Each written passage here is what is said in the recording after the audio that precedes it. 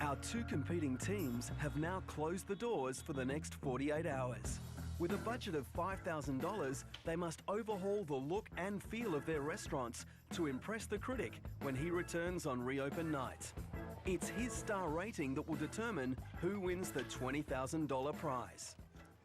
Dave's late. It's a normal day for Dave. You're late again, Dave. Again. Do you want me to tape? Yes. Okay. Do something. Matt wasn't too impressed with his former employee's food the night before, but arrives at Baja Cantina to see what he can do. We need the blender in here. Yeah, I do remember Robert Aria. You know, it was quite a few years ago, but he wasn't there for very long. I think about 6 or 7 days, and just went missing one day. I was considering getting back into fine dining, and Matthew Moran is the reason I will never go back into fine dining. It's a full-on kitchen. I'm not going to deny that. It's hard work. You know, you can't do it, you don't make it. Rob, how are you? Good, chef. You well? Yeah. Thanks for dinner last night. The chicken mole. I think the sauce tasted pretty good. But as for the presentation of the dish, I think it's one of the most disgusting things I've ever seen. It's like slop on a plate. Okay. And that rice that you served with it. Now, is that pre-cooked prior to? No. We cooked that. Well, we cooked that on the night. On the night? Yeah. Because when I came in later on, I found about 5 containers of it everywhere. Yeah. There's leftover from before. But I found rice, 2 lots here. I've had 2 lots over there. I found another lot in the cool room. It's not what only I found in the cool room. I found some bloody chicken that had been cooked, frozen, and then defrosting with ice crystals all over it. What's that for? The whole Please chicken tell me wings. it's for the cat or the dog. No. It wasn't being served. And sometimes we just use it for like staff meal and stuff like that. Stuffed meal. Tell you what, Yeah, what? I wouldn't treat my staff like that. Yeah. I wouldn't give them something that's been cooked, frozen, and reheated again. You never had that when you were at Aria, did you? No, I don't think I did. No, right. I didn't have much time to eat at Aria. No. Busy place. What about your fish taco that the critic didn't like? The fish taco, yeah, I looked at it and it looked terrible. It did. Yeah. It did? Yeah. It Why looked do you like serve it then?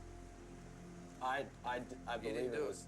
Yeah. I wasn't in the kitchen. Isn't it your kitchen? It is my kitchen. Can I see one? Sure. Yeah? So what fish do you use for the taco? Flathead. Oh, flathead. Oh, good. All right. Do you batter your fish for the taco? Yeah, it's a beer batter. Is that flathead, chef? Yeah. It's been frozen, yeah? He says it's flathead. It's not flathead, you know, unless it's bloody come from the moon. I don't think the fish is great, the quality of the fish that you're using. Okay, fair enough. I had to wash my hands because it's done. Okay. Yeah, and it's definitely frozen because it's soft. What I want to do, I want to make a fish taco with you. Okay. I bought some fish, right, some flathead. Look at that. That's completely different texture, shape, look, as to what you showed me. I wanted to show him something that had a little bit of life in it. You know, some shredded lettuce, you know, a tomato salsa, you know, using his chilies, some vine-ripened tomatoes, a little bit of red onion, a little bit of olive oil just to bind it, and some fresh lime juice. Straight away, It's always you know you're getting freshness in something. And then you're putting a piece of your fish on top. That tells me automatically that it's got freshness to it. Yeah. It's not traditional Mexican. We're not in Mexico. Yeah. Get rid of that. All right, let's clean up a little bit and let's have a look at your chicken. I like the flavour in your mole. Yeah. So you got some sauce made. I got some sauce made. Can we have a look at that? Yeah. And I want to use chicken on the bone. So what I'm going to do is roast this chicken, and then we'll actually add your sauce, Add the sauce, and then we'll braise braise it. it. And let's work out a way we can present it. I bought these beautiful little, you know, ramekin dishes this morning, you know, earthenware dishes.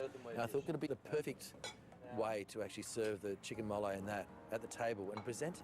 2 pieces, a bit of breast, a bit of leg, sauce. So there's enough sauce in there so they can actually do it over their rice, yeah?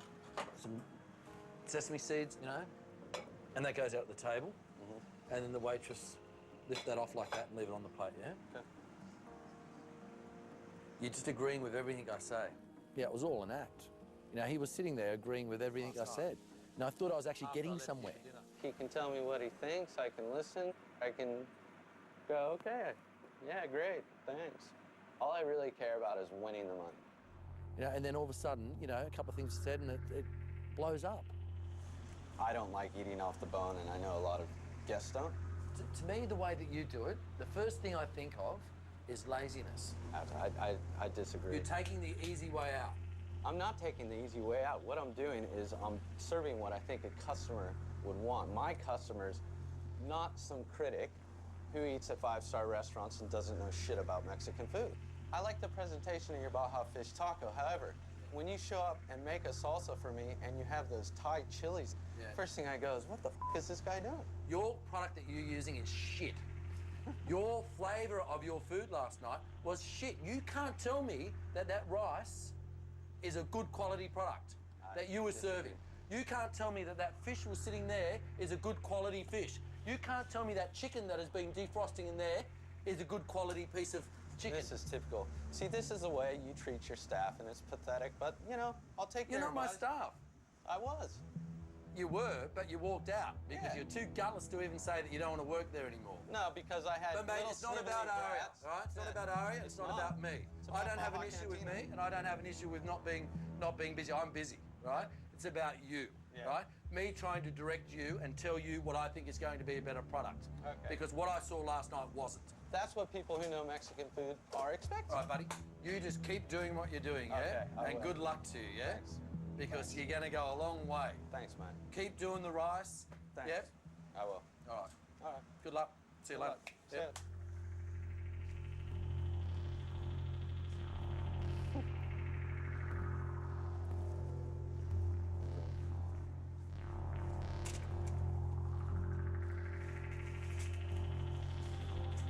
Geez, what the hell happened in there?